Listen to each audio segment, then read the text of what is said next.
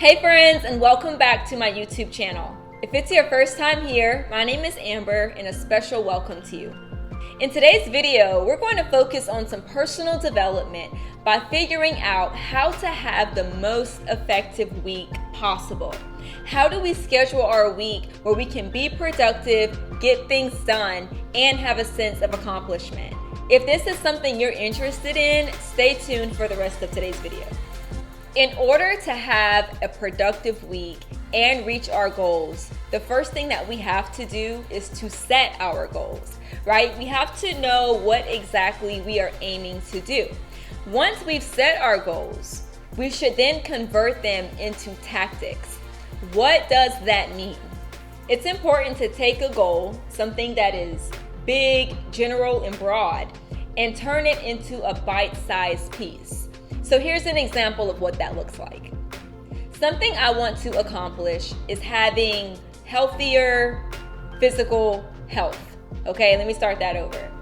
A goal of mine is to take care of my physical health and prioritize it. So some goals that I have are to eat healthier, drink more water, and exercise regularly. So what I've decided to do is break those things down into something that can be measurable and manageable. To eat healthier, I have a goal to eat at least 2 healthy meals a day.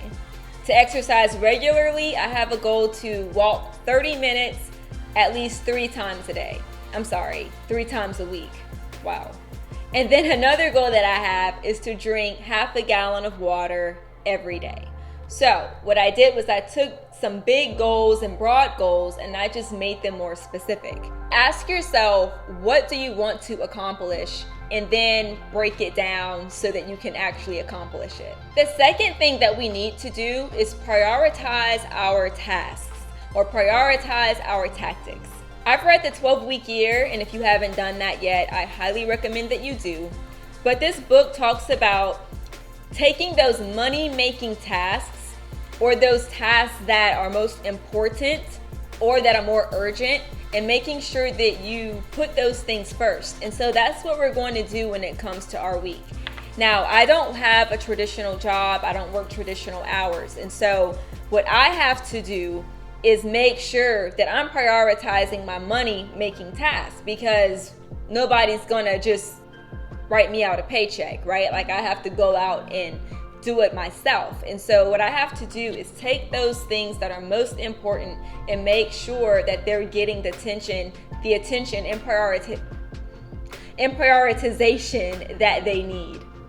Nothing is worse than it being like a Thursday evening or a Friday evening and looking back at my week and just being like, wow, I really didn't do anything I was supposed to do this week. Like, I didn't do anything. It's a terrible feeling to have. And yes, we should have grace for ourselves, but we don't want to make a habit out of those things. Or at least I shouldn't make a habit out of those things. The next thing I suggest that you do is to make sure that you are utilizing a calendar.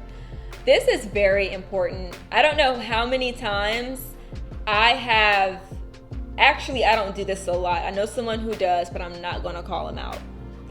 But I have seen where people will overbook themselves. They'll double book. They're overscheduled. Like, they'll spread themselves way too thin. And it's because a lot of times they're not utilizing a calendar. You know, this is really important when it comes to your goals because, for example, I have a week coming up where I'm going to be gone for 4 days. And so by me knowing that now, I can better plan for that. That way I know what's coming and I can say, okay, what are the tasks that I need to do because I can't bring my work with me during that time. And so what things do I need to focus on now so that the stuff gets done that needs to get done? Something my husband and I are determined to get better at is just looking at our calendars and making sure that, you know, I'm aware of the things that are on his calendar for that week and he knows what I have going on. That way, you know, it's just healthy communication and it keeps things organized and in order. Next, remember to give yourself a break. Okay, this is very important because it's something I really don't do enough. In order to have effectiveness and really be the best version of yourself, you have to listen to your body and you have to pay attention to your brain. Like, pay attention to where you are mentally. I think that there are times where my brain has nothing else to give and I'll still try to force it and push it. And that's just not a good thing to do. And so make sure that you take breaks, that you give yourself margin. And honestly, when you take breaks, it's good for your brain health. And if anything, it helps you to be more productive. And the last thing, I'm working on this right now, is to remove distractions. Remove distractions. This is a hard one because there are so many things to be distracted by. There are so many things that call for our attention, and we can be pulled in so many different directions, but I think it's so important to position ourselves to be able to focus and concentrate to the best of our ability. I love the Do Not Disturb focus feature on iPhones. I think it's incredible, and what I'm trying to get better at is my time on social media apps. It can be so easy to get pulled in, especially as a content creator. But it's important to have the discipline to say, no, I'm going to delete that app and give myself permission to get on it once all my work is done. Maybe you need to just, get on social media or whatever it is that calls for your attention, Sims, Netflix, I don't really know.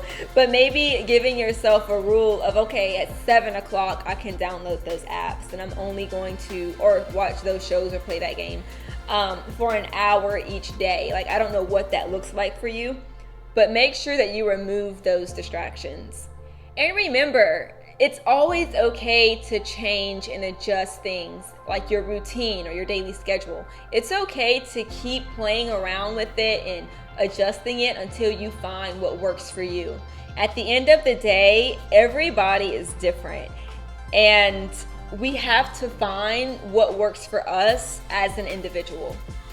Well, that's all for today's video. Thank you so much for watching. If it was your first time here and you have not subscribed, go ahead and click that subscribe button.